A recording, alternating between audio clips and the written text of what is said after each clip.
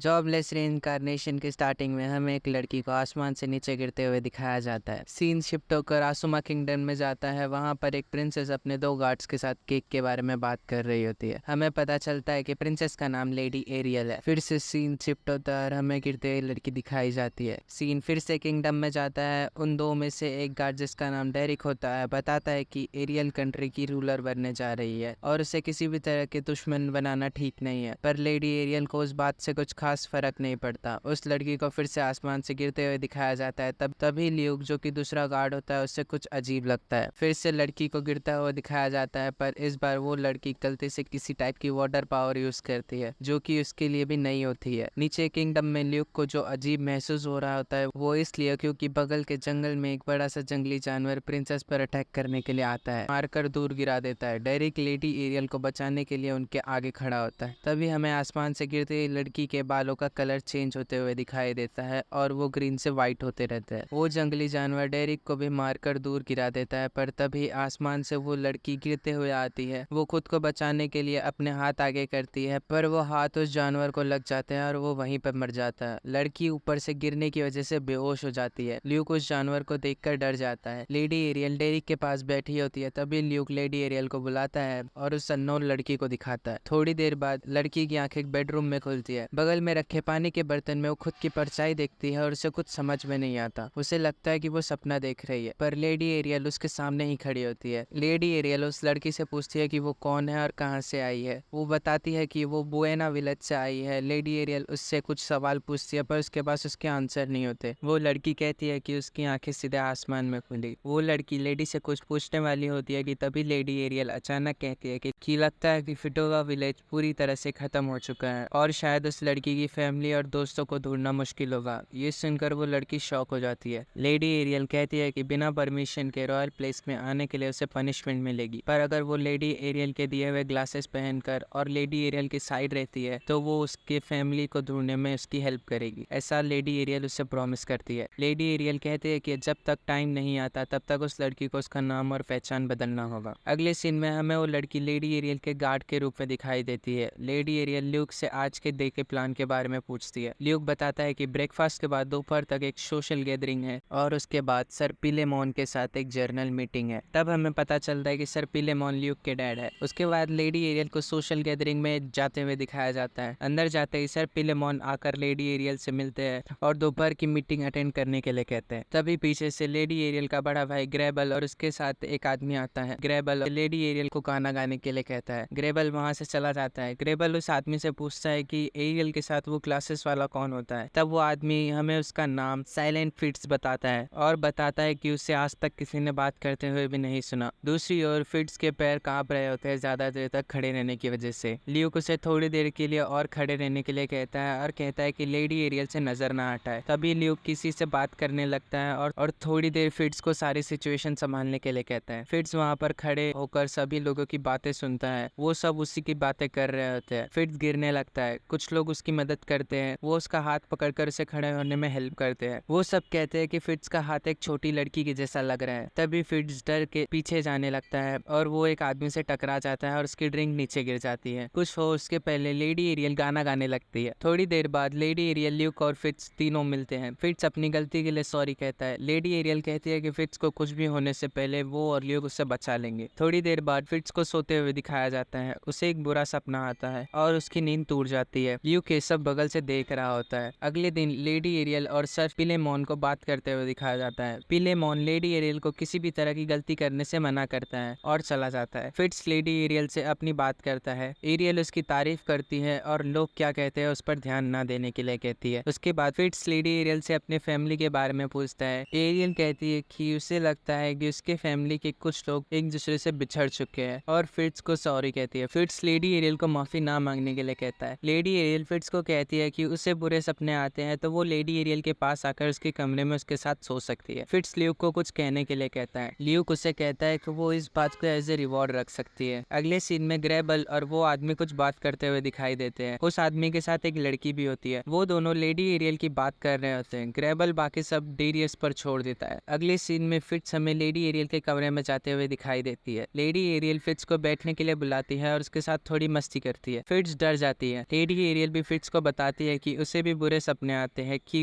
उस दिन जंगली जानवर ने डेरिक को मारकर उसे भी मार दिया है। फिट्ज और लेडी एरियल थोड़ी देर बाद सो जाते हैं। आधी रात में फिट्ज की नींद टूटती है। वो फिर से सोने की कोशिश करती है, पर अब जब उसकी नींद टूटती है तो उनके बेडरूम में एक और लड़की को देखती है जो कि उन पर जानलेवा हमला करती है। फिट्ज उस लड़की से लड़ती है, पर लड़की फिट्ज को एक खरोच मार देती है। फिट्ज उसे मारकर कमरे के बाहर गिरा देती है। ल्यूक कमरे में आता है। लेडी एरियल अटैक के बारे में बताती है और जल्दी से मेडिक को भेजने के लिए कहती है। फिट्ज बेहोश होने लगता है, पर इस बार लेडी एरियल उसे किसी और नाम से ही बुलाती है। सर पिलेमोन लेडी एरियल को बताते हैं कि जिस लड़की ने उन पर अटैक किया है वो एक फेमस असैसिन है और उसका नाम नाइट आई क्रो है और उसने बहुत से बड़े लोगों को मारा है। पेलीमोन कहता है कि इस इंसिडेंट से लगता है कि दुश्मन उनके बीच ही है। पेलीमोन बताता है कि पढ़ाई के बहाने दूसरी कंट्री में चले जाना ही ठीक होगा। लेडी एरियल बात मानने के लिए तैयार हो जाती है और लेडी एरियल फिट्ज की ग्लासेस लेकर उसे गार्डियन ड्यूटी से हट जाने के लिए कहती है और फिट्ज को सॉरी कहती है, पर फिट्ज मना कर देता है और ग्लासेस वापस ले लेता है और कहता है कि वो भी लेडी एरियल के साथ जाएगा। लेडी एरियल फिट्ज को थैंक कहकर ये कहती है कि वो एक दिन इस किंगडम की रूलर जरूर बनेगी। फिट्ज हमें बताता है कि उस दिन के बाद उसे बुरे सपने कभी नहीं है।